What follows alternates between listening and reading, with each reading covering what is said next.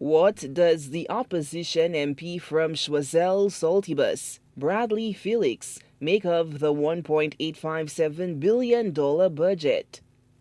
The budget has quite a bit in it for St. Lucians to ponder on, but to use the Prime Minister's words,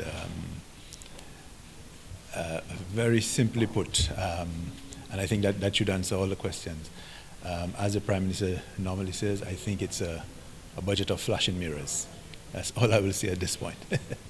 Felix believes the removal of the 12.5% VAT rate on building materials resulted from the advocacy of the UWP, as the opposition takes credit for the SLP policy decision.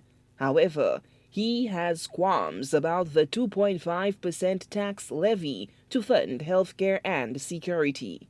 We are going to have this removal of VAT on building materials, which obviously will help, and we welcome that. We believe that it's coming as a result of pressure from the population, from the opposition.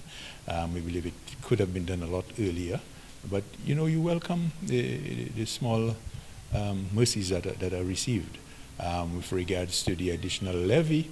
That in itself, and I believe it's a bit too early to comment on the levy. There's a lot of questions that I will be asking the Prime Minister to ensure that it's taken into consideration before that levy is introduced. But we look forward to debating it when the time comes. The Choiseul Saltibus MP claims he wished there was more information on the one policy that directly impacts his constituents.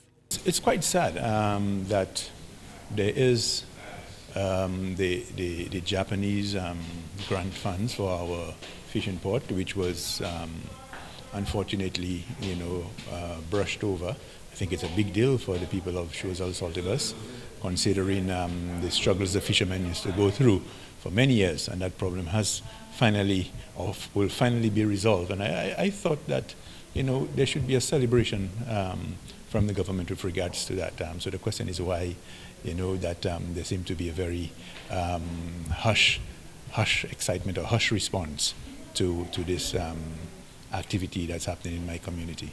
The opposition United Workers' Party has maintained its stance in calling out the SLP administration at every turn for what they perceive as the shortcomings and failures of the current administration. During the next 2 days, parliamentarians will debate the fiscal plan that attempts to strike a balance between spurring the economy and protecting the vulnerable. Solange Alfred, HTS News Force.